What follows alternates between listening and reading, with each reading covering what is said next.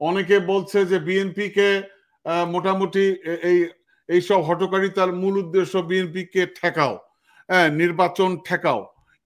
এটা ব্যাপারে আপনার কি মত? বিএনপি কে ঠেকাবেন কিভাবে? বিএনপি কে এত বড় এই মুহূর্তে যদি ক্ষমতার দাবিদার কোন রাজনৈতিক দল থাকে সেটা হচ্ছে বিএনপি। বিএনপিকে আপনি কিভাবে ঠেকাবেন? এবং তারা যদি এখনো ম্যানেজ করতে পারেন, যে ধরনের ডিসক্রিপেন্সি চলছে ম্যানেজ করে আসতে পারেন, they are the number one threat for other parties to go into power. তো বিএনপিকে ঠেকাবেন কিভাবে? বিএনপিকে ঠেকাবে শুধু বিএনপি, অন্য কেউ ঠেকাতে পারবে না। যদি ঠেকায় কেউ, তাহলে বিএনপির মানে কর্মকাণ্ড বিএনপিকে ঠেকাতে পারে, আর কেউ বিএনপিকে ঠেকানোর কোনো ক্ষমতা, কারণ তারাই তো মানে গ্রাস রুটে কারা কোন জায়গাতে আছে, বিএনপি আছে। এবং নির্বাচন বোধহয় ঠেকানো যাচ্ছে না, তার কারণ হচ্ছে সর্বশেষ চেষ্টা তো তাদের ব্যর্থ হয়েছে। আমরা আজকে যেটা দেখলাম যে এই নতুন রাজনৈতিক দলের নেতারা তাদের বিভিন্ন এলাকাতে যে নির্বাচনী প্রচারণা শুরু করে দিয়েছে আজকে থেকে।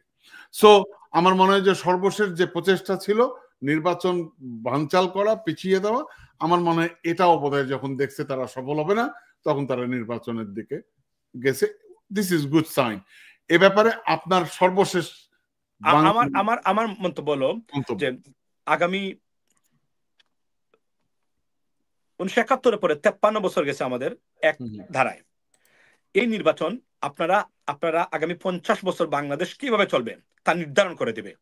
সো জীবনের জন্য এই নির্বাচন যদি ভুল করেন আর ভোট দিতে না পারেন, ভোটের অধিকার প্রতিষ্ঠিত না হয়, তাহলে 50 বছরের জন্য আবারও দেশের মালিকানা হারাবেন জনগণ, এটা বলে দিচ্ছি।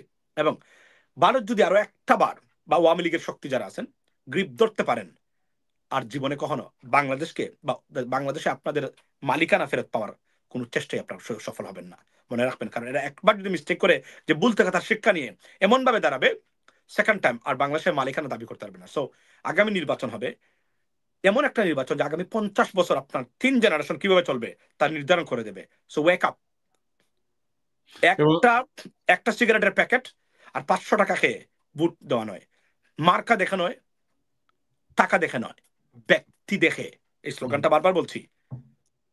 যোগ্য সৎ মানুষ দেখে, সত্যিকার অর্থে রাজনীতি যারা বুঝে। মনে রাখবেন, নীলক্ষেত থেকে পাঞ্জাবি আর এলিফ্যান্ট রোড থেকে মুজিবকুট পড়লেই নেতা হওয়া যায় না।